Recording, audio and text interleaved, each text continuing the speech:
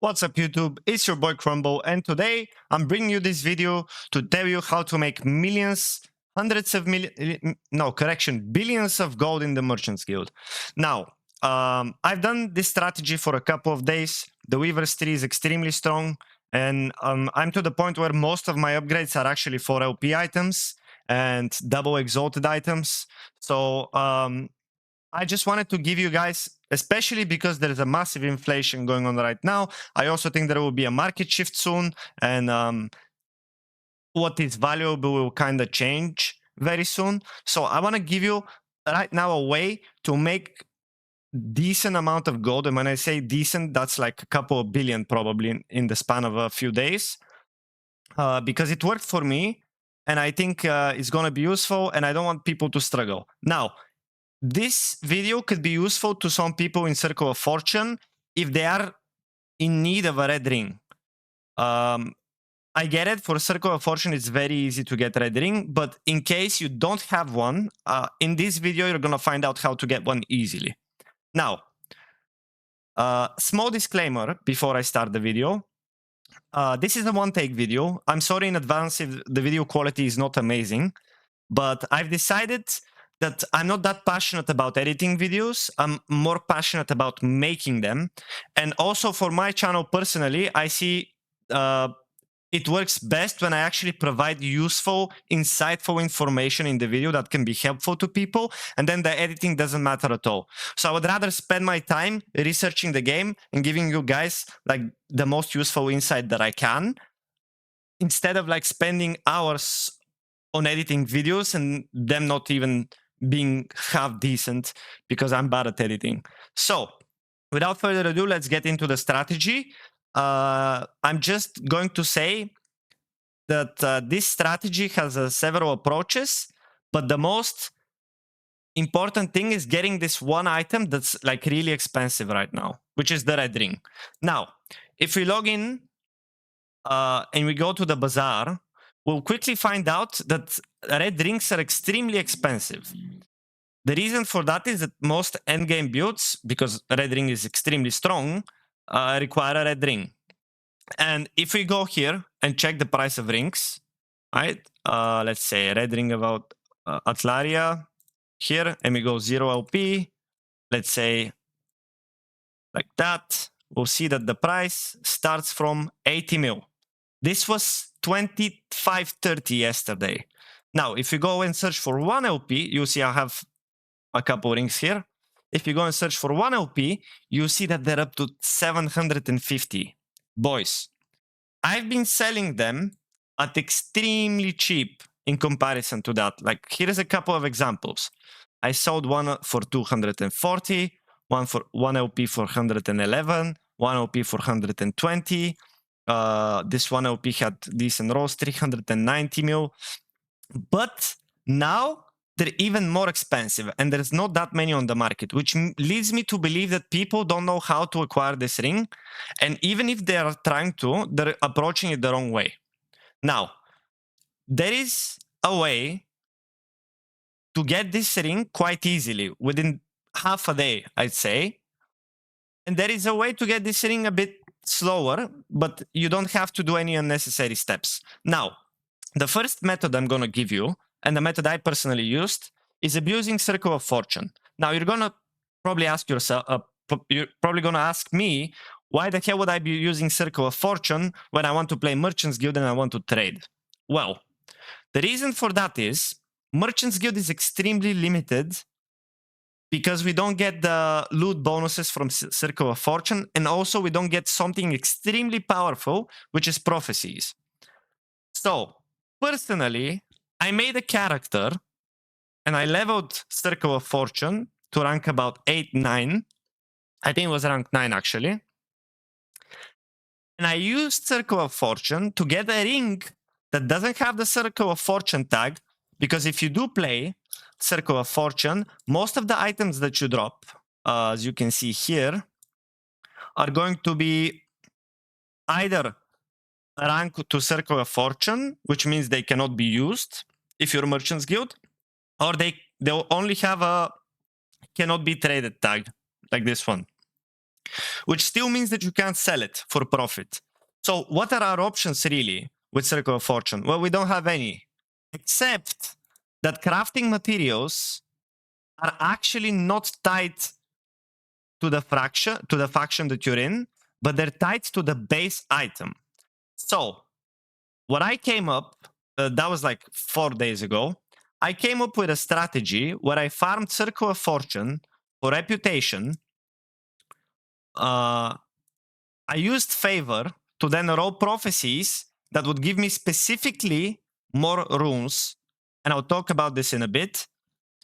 And with those runes, I then hopped on back on my Merchants Guild character. I showed all my hold on. I showed all my, where is this? Was it Shift F? Yeah, it was Shift F. My bad. Anyway, I made a rule in my filter to show all the rings that I drop. And as I dropped rings, I would use my Runes of Ascendance to actually try and get a red ring. On average, you get 1 red ring in every 330, 350 runes, but you could go for like 1,000 runes without getting it. I got a lot of runes of Ascendance. I hit my ring, I think, in about 350, actually. I think I hit the like pretty average a red ring, but based on the data that we have, in 1,000 runes of Ascendance, you should get about 3 red rings. So it's not that hard. I got about 250 runes in 1 hour when I set up everything. Now, you can do 2 things here. First of all, you can swap your character from Merchant's Guild to Circle of Fortune to farm some favor and farm some Circle of Fortune ranks, and then farm Runes of Ascendance and swap back to the Merchant's Guild. Or you can go and make an out and level that, which will be like more time consuming. But if you want to level an out anyway, and you've been planning to level an out, I think this is a great opportunity to actually mix those two. But that's entirely up to you. You make the decision. It's based on your preference. There is also a third option that doesn't require you to swap factions, but for now I'm going to talk about the first 2. Now, with Circle of Fortune, you're going to want a lot of favor. With this favor, you're then going to roll prophecies. The prophecies that you roll are going to be specifically for Runes of Ascendance. Now, I'm showing you here. Let's see where this is. All right, if we go here, you're going to start rolling prophecies specifically for 14 rewards. And they need to have an event that you can easily do. Now, then your goal is to get about 100k favor.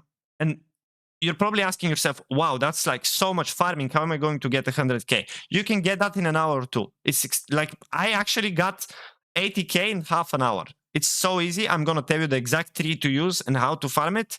There's been a strategy made for XP farming, which also gives you a lot of favor. It's amazing. Now, the strategy that gives us a lot of favor is quite a simple one. We're going to go here. It's basically this Reddit post. Kudos to this guy, Pure King. He shares with us how he farmed hardcore level 100 for season 2. And basically, it's a strategy where you abuse 2 woven echoes. Now, you can do this strategy to get XP and get favor. The way this strategy works, and I'm going to give a link to this post, which explains it in detail in the description, is by placing 1 Lost Wood Folly in the middle of 5 or more false temples. The false temple is the woven echo with shrines, so it's extremely easy to farm. And the Lost Wood Folly actually gives memory amber to all the surrounding echoes, so you can actually sustain buying these echoes from the vendor. And also, in this way, it's actually quite convenient to level your woven rank as well. As you can see, I'm almost 10. This is because I've been slacking and I haven't been using my memory amber. That's on purpose because I'm still not sure what exactly I want to use it on. I'm theory crafting some stuff. But anyway, now, The Weaver tree that we use for this strategy is a simple one. We go into champions, we block everything except XP nodes and runes, and we get as much memory amber as possible. That's basically it. Nothing special. This will give us some pack size. Where is it? Spiders will give us some pack size. And that's basically it for the strategy. You then can grab loot lizards to, kind of increase your potential of getting something good from them because you're running shrines anyway. So you might get the loot lizard shrine. This one, it's quite a convenient farm. But basically, you run this strategy by going to a random, finding a cemetery first, and then you place one false temple, another, like in a circle. In the middle, you place a Lostwood Folly. You would then get immediately to the Lostwood Folly, so you can spread the amber to the false temples. Then you run, for example, if you went through here, you run. Let me open this. If you went through here and you use this echo and this echo to spread the amber, then you would do this, and this. You would then proceed to do this echo, or actually you would do this directly, then do the Lostwood Folly again, then do the spreading ones, and you kind of try to always empower the most amount of false temples with your Lostwood Folly, and then you run these, you sustain your memory amber, you buy new ones, you find a cemetery, you place the scheme again. Every time you complete like a couple of these rotations, you have more memory amber than previously. In the false temple, you want to clear the whole map. And that's basically it. This is how you get favor. Now, once you get the favor, you get the prophecy, you stack those runes of ascendance, you use this lens, which gives you twice the rewards. You can only purchase this at rank 8 or 9. So if you're a lower rank, get the other one, which is like twice the price, but you can do it. You can do the prophecy twice, also works. And then get 1 or 2 according to how many slots you've unlocked lenses for more rune options. Then there's very important thing. Don't take any of the X2 or X4 Rune of Ascendance ones. They're not worth it because they cost like between 2.5k favor and 5k and 6k favor. Instead, get the 14 ones, which are a bit more rare, but it's better to reroll for them. They're more easy to complete, and make sure the event and the condition are something that you can do easily. Now, stack as much favor as you can, complete those, and you can probably get about 200, if like when everything's set up and you focus, you can probably get like 200-300 runes of ascendance within the span of 1 or 2 hours, as long as your build is somewhat fast. Like, this is extremely easy to stack runes of ascendance. Then you hop on back to your merchant's guild, you start farming. The base of the ring is what the red ring that you get will actually have. So if you get a ring through while you're in the merchant's guild that can be traded, and you ascendance it to a red ring, then you can trade all the red rings that you get through the imprint option in the woven tree. Now, the way you get red rings after this is by using these imprints over here, and more specifically, I'm actually going to give you a specific tree. All of these trees will be in the comment section below, in the description of the video. Apologies. And basically, the strategy is like this. You would put red ring here and here. This is just a random drop when you kill monsters. I've gotten a few of those. And this one is when you complete an echo. Now, the other strategy that you can get red ring with without going to Circle of Fortune, albeit much slower, but this will also provide you with some other stuff, like runes, for example, is this Weaver tree right here, where you block everything except runes on the tree. You get as much memory amber as possible. You get as much pack size and champions as possible. You then influence Souls of the Erased, and what you then do is you this needs to be, what is it called? There is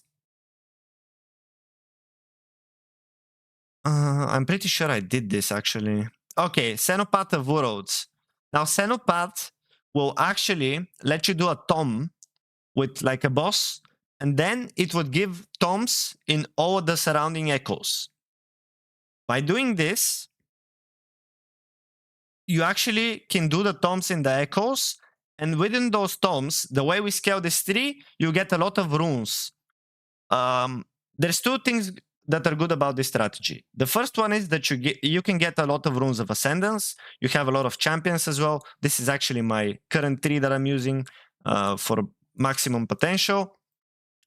The first thing that you get is a lot of runes of ascendance, but also you get a lot of runes of havoc, which are useful later and will probably be very useful as we approach more into the end game. But basically, this is the tree that you want to do if you're farming. Sorry, this one. This is the tree that you want to do if you're farming runes without swapping to Circle of Fortune, basically. And here, let's say you can do. What will give you a lot of runes, actually. Well, honestly, here I would still go the cash. What is it called? The echo that gives you a lot of caches, because that's a little bit of profit. You know, this is like not that relevant in Claim Trove, but basically with this you get a lot of runes. The good thing about toms, and that's really strong, and this is why I'm adjusting my strategy right now, is when you complete a tom and you open the chest at the end, it counts as completing an echo. And when you have mostly rune echoes, then you get a lot of runes, and champions will give you a lot of runes, especially if they're possessed. And this and rage will give you a lot of runes. This thing as well. So this is like the best way. Since yesterday, I think I farmed, used about 100 runes of ascendance, and I have 45. So in like one session, I got 145. This will be your way of getting a red ring, albeit it will be much slower than the previous strategy that I talk about. But you have two options. You don't have to swap to Circle of Fortune. You don't have to bother with all the extra steps. But the Circle of Fortune way is more efficient and more convenient. And also, if you make a second character, the specifically Circle of Fortune, that you don't plan to play as much, you can use that character later to use the Rune of Havoc. And Runes of Havoc, I think, will be very important because I think the new meta will be having multiple exalted mode items, because that's possible now, even for Merchants Guild. I think I have a dagger here. Yeah, double T7 dagger. I think this can go even double T7, T6. I'm not sure if it can go up to quad T7, but I think this is the new meta. We'll be making basically items that have several T7 and T6 mods. Unfortunately, I don't have any at the moment, actually, but that's all right. Anyway, now, this is the strategy that you're going to be using for runes, and then this is the strategy after you get the red ring that you're going to be using to farm more red rings. Now, the way you farm the red rings is very simple. You focus on completing echoes fast, you focus on killing only champions, opening rune prisons for more champions, and completing the echoes, and every tomb that you encounter you need to complete as well, because this gives you more chance at getting the ring through echoing riches. I personally have not gotten any ring off of this within a tom, but I've only been testing this for a day. According to people, when you complete a tom, you get the echo reward as completion. Now, this could be true. This could be true because when I do an echo and I do the tom within the echo, it actually gives me whatever reward that echo has at the end. So I think it works in this exact way. Commoner's Riches is basically about clearing. I've dropped a couple of rings through that and a couple of rings through that at the end of the echo, not within the tom. But with this, you'll be able to sustain a lot of memory amber as well. You'll be getting a lot of runes. You'll be getting, I think, the most bang for your buck. Now, here I have Bastion of Honor because it sells quite well, and I do get it from caches sometimes. but maybe this will be swapped as soon as I get a good base with double T7 modifier, like this dagger I showed you earlier. It will be swapped for this, so I can try to get like multiple exalted mode items to then, you know, either sell or roll myself with Rune of Havoc. The good thing about the tree is it gives you Runes of Havoc. It gives you a little bit of dungeon items. You're never like low on keys if you want to do dungeons. It is a bit hard to do this content though, because champions are possessed and enraged, and there's high corruption. I do high corruption, and dungeon packs can scale extremely scarily with high corruption because the modifiers work in that way. Because these packs are not supposed to scale off corruption, so they have more base damage, for example, more base defenses, so it can be a bit scary, and I can die occasionally, but that's fine. With this strategy, though, you can get red rings even at 100 corruption. The lowest corruption I got red rings on was 120, and that's because I didn't stay at the low corruption too long, but I'm assuming you can get this even at 50 corruption or 100, as long as you have the Weaver tree for it. Because this and this, I am not sure how much they scale with corruption. I actually don't think they scale too much. The good thing is pack size kind of scales with corruption, so it probably helps commoners' riches. If your build is fast, probably helps with echoing riches. But yeah, in this strategy I also work on Claim Trove, because I open all the caches and I get a bunch of exalted items that I then sell. A quick tip for anyone on the Merchants Guild: don't waste your time pricing stuff, because it's a waste of time, in my opinion, to be pricing stuff. I think you're better off playing the game, especially with this economy, with this Weaver tree. You're better off maximizing your profits. I don't even price check. I have this one tab that I like when I see like an item that I know would sell for a little bit more, you know, than, let's say, 2 mil, for example, because I list literally everything at 2 mil. Then I put it here and I manually price check it later. But what I do is most of the time I would just have bulk taps, as you can see here. Now I have priority. Oops. I have priority on those bulk taps. And when you click here, you'll see that all my exalted items will go in this tab. And when I get something that's, in my opinion, is worth checking, you know, I would then place it like this in this tab. And later, when I have some time, I'll price check these items, you know, one by one. But everything else, you can see here, I list for 2 mil. Some items I list for less, depending on whatever. I list this for 2 mil. If I see something that I know will sell for more because of a build I know or something like that, I list it for way more. But then what I do is, once I list everything for 2 mil, at the end of the day, I would probably go back to my old tabs and like relist all of these at 2 mil for like 1 mil. And then next time I get to these and the 1 mil ones haven't sold, I'll relist them for 500. And this is because I get a ton of favor, because I'm pushing high corruption and I'm killing a lot of champions, and I'm just getting a lot of favor generally. And with caches, I also get loot caches with favor. I'm never low on favor. I have enough.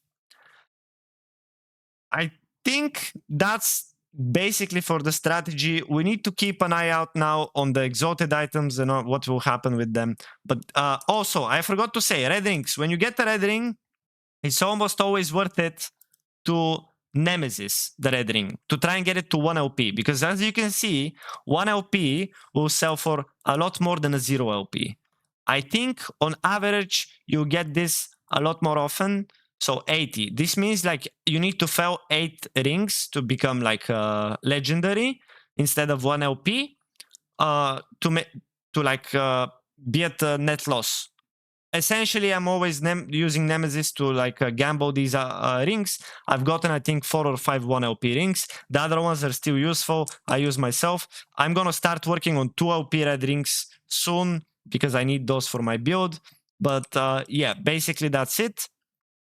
You can see even here that if you go to red rings, hold on, red rings, and you go legendary and you look for, what is it, 0 LP.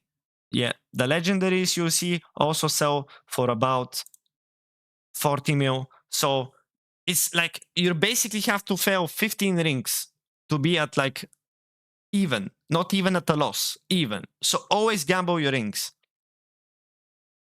Now, this strategy is also useful for people that are on Merchants Guild and they just want a red ring for their build and the prices are insane.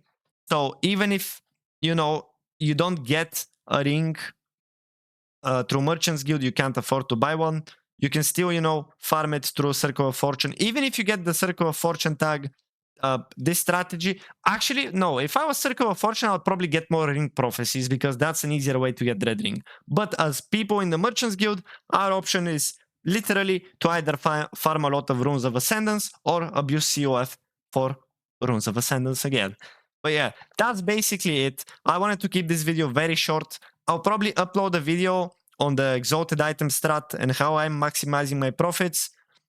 That's it. I'm actually enjoying the season so much. It's an amazing season. A lot of people are saying Weaver 3 is broken. I agree that it's broken. A lot of people are saying the game is boring right now, especially the veterans, because loot is too easy. But I disagree. Loot is easy, yes. But how about you get like a 3 OP red ring then? How about you push to like 15k corruption then? You know, like the game hasn't changed. Yes, you get more items, your build feels better earlier, but your endgame goals might just as well be equal to your previous endgame goals, just at like a higher ceiling, you know? So now instead of trying to get 2 LP items with single T7 and 1 T5 mode, you're gonna get, you know, 4 LP items with 2 T7 exalted mods. You know, that's the new goals. You can min-max your build. It's just the power ceiling now is higher. But in a game like last Epoch, I don't think that's an issue because we do get infinite corruption scaling, essentially. So, you know, you can still have fun in the game. I personally am having fun in the game. I had like 5 streams in a row that I did like 20-hour streams. It's like insane. Like it's just so much fun. I'm having fun with this game. It's amazing right now. Even though the market seems like very inflated, you just have to adjust yourself in order to actually like take advantage of it. You still can afford everything. I have a very little amount of gold right now because I got a lot of upgrades yesterday, but I bet at the end of the day I'll probably have 1 or 2 bill again, and you know, it's not hard at all with this strategy. But that's basically it. That's all I wanted to say. I hope this video was helpful to you guys. Small thing to say, I'm in between jobs right now. So if you could please help me by even just leaving a like on this video or a comment, anything literally, but only if this video helped you in any way whatsoever. I don't need your money or anything like that. Just support me in any way that you can, like leave a like, leave a comment, you know, leave your thoughts under the video. Maybe even follow me on Twitch. Come check me out. You might find my content enjoyable or maybe not. That's completely fine as well. But if you do find something useful, I would really appreciate your support, guys. But that's basically it. I hope this was helpful. I hope you guys are having fun. And I'll see you in the next one. All the links will be in the description down. Yeah, love you guys. Bye.